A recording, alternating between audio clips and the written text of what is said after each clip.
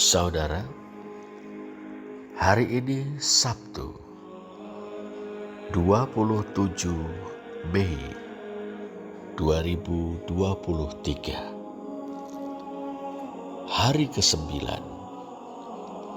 setelah kita memperingati kenaikan Tuhan Yesus ke surga. Satu hari menjelang Pentakosta, saat kita memperingati turunnya Roh Kudus. Saudara, dalam Efesus 1 ayat 16 dan 17 kita membaca apa yang dikatakan Rasul Paulus. Dan aku selalu mengingat kamu dalam doaku dan meminta kepada Allah Tuhan kita Yesus Kristus, yaitu Bapa yang mulia itu, supaya Ia memberikan kepadamu roh hikmat dan wahyu untuk mengenal Dia dengan benar. Hikmat dan wahyu, saudara. Dengan hikmat kita mengerti dan melakukan apa yang benar, yang baik dan yang berguna. Kita menjadi bijaksana. Dengan wahyu, apa yang selama ini merupakan misteri atau rahasia yang gelap terselubung, kini terungkap. Saat itu kita merasa tercerahkan, seketika terpana, lalu kebanjiran haru dan sukacita. Hidup kita pun diubahkan.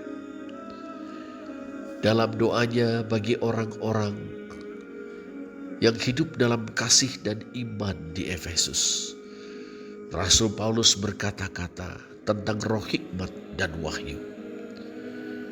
Itulah roh yang memungkinkan manusia untuk mengerti dan melakukan yang benar, yang baik dan yang berguna.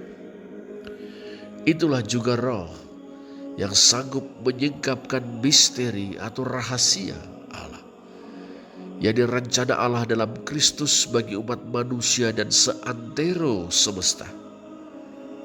Perhatikanlah Efesus 1 ayat 9, 3 ayat 3, 4 dan 9, 5 ayat 32, dan 6 ayat 19. Dengan jalan itu, dengan menyingkapkan misteri bagi kita, Roh Kudus membuat kita memahami hidup kita sebagai bagian dari rencana Allah.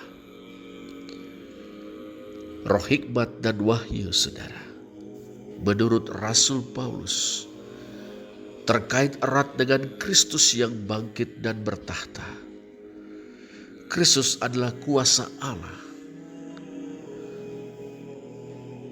Roh hikmat dan wahyu adalah kuasa Allah yang bekerja dalam kebangkitan dan kenaikan Kristus. Kini, setelah kebangkitan dan kenaikan Kristus, roh hikmat dan wahyu itu bekerja di dalam dan melalui orang-orang beriman dan gereja. Di dalam orang-orang beriman dan gereja berarti roh hikmat dan wahyu menolong kita untuk mengenal Allah dengan benar, mengerti dan menghargai warisan surgawi kita. Perhatikanlah Efesus 1 ayat 14 serta 5 ayat 5. Roh hikmat dan wahyu menolong kita untuk mengalami kuasanya dalam hidup kita. Hasilnya adalah suatu kehidupan yang penuh makna, yang berkenan kepada Allah, yang menjadi berkat dan memiliki kekuatan rohani yang tidak habis-habisnya.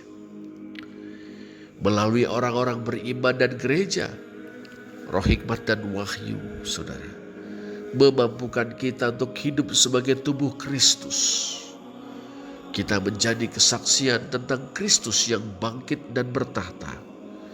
Dengan jalan itu, saudara, Kristus memenuhi semua dan segala sesuatu.